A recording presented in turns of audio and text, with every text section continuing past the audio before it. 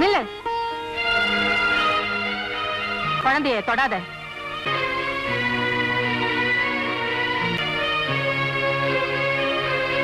உள்ள இல்லாத மலடி எல்லாம் குழந்தைய தொட்டா குழந்தைக்கு தோஷம் தான் வரும். இப்படி எல்லாம் வரும் தெரிஞ்சுதான் இவளை என் கூட அனுப்பாதீங்கன்னு நான் சொன்னேன். நான் சொன்னதுல உனக்கு வருத்தமா? அப்படியெல்லாம் ஒண்ணும் இல்ல. ஏதோ எனக்குதான் இன்னும் பேரம்பேத்திக்கு பேர் சுட்டு விழா நடத்த பாக்கியம் இல்ல. நீ வணங்குற விநாயகர் நம்பு, அவர் நிச்சயம் உன்னை கைவிட மாட்டார். அது வரைக்கும் பொறுமையா இருமா. மாமா, நாம நம்புற விநாயகர் நம்மள கைவிட மாட்டாருங்க. நீ தான் விநாயகரை 108 தடவை கால் வலிக்க சுத்திட்டு இருக்க. என்ன பிரயோஜனம்? நம்ம வீட்டில் தவழ்றதுக்கு ஒரு குழந்தையை கொடுக்கலையே. அப்படி சொல்லாதீங்க. பிள்ளையார்னு அவரை சொல்றதே பிள்ளைவரம் கொடுக்கறதுனால தான். அப்படிப்பட்டவர் நம்ம குறை தீர்க்காம இருப்பாரா? நானும் அந்த விநாயகரை கும்பிடுறோம் தான். நம்ம குடும்பமே அந்த விநாயகர் கிட்ட பக்தி உள்ளதுதான். நீ அந்த விநாயகரை தினம் கும்பிட்டு தானே இருக்க. அதுக்காவது அவர் உன் மேல கருணை காட்டினாரா? நாம அவர் மேல வச்சிருக்கிற பக்தியில உண்மையா இருக்கிறோமான்னு சோதிச்சு பாக்குறாருங்க.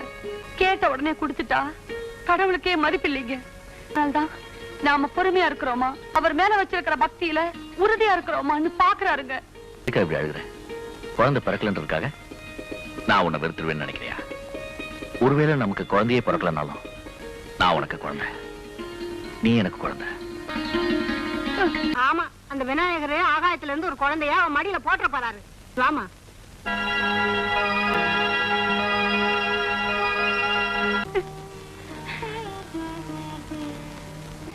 இன்னும் எத்தனை வருஷங்களானாலும் உன்னை சுத்தி வர்றத நான் நிறுத்த மாட்டேன். எனக்கு சந்தான பாக்கியம் கிடைக்கிற வரைக்கும் உன் சன்னதியிலே கிடப்பேன். இது சத்தியம்.